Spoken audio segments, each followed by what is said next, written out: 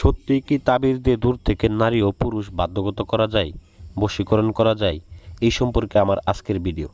এই ভিডিওর মাধ্যমে আপনারা বুঝতে পারবেন এবং কি জানতে পারবেন যে কিভাবে একজন নারীকে বা একজন পুরুষকে বাধ্যগত করা যায় এবং তার সাথে যৌন সহবাস সহ এবং সকল প্রকার কার্যকলাপ করা যাবে। তো এই ভিডিওটা অবশ্যই না টেনে প্রথম থেকে শেষ পর্যন্ত দেখবেন।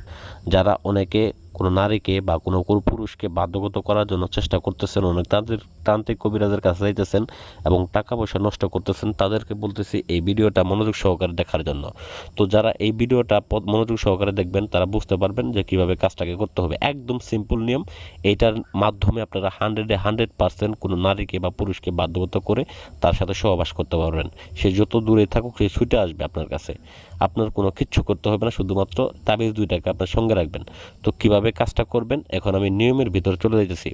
তবে তার পূর্বে বলে নেই, কেউ অযথা দেখা গেছে একটা লোককে হয়রানি করবেন না এগুলা কাজের মাধ্যমে, কারণ এগুলো কুফরি কালামের কাজ। 100% হবে। দেখা গেছে নাম বসাই দিয়ে ফাজলিমি করে কাজ করবেন, এইগুলা করতে যাবেন না। সেক্ষেত্রে নিজেরাই আরও বিপদে পড়ে যাবেন। সেক্ষেত্রে আপনি দেখা গেছে কোনো ব্যক্তিকে যদি আপনার অনেক মনে চায় বা তার সাথে আপনার থাকতে মনে চায় বা যৌন সহবাস করতে মনে চায়, সেক্ষেত্রে আপনি কাজটা করতে পারেন। বা তাকে বিবাহ করতে যান, সেক্ষেত্রে আপনি কাজটাকে করতে পারেন।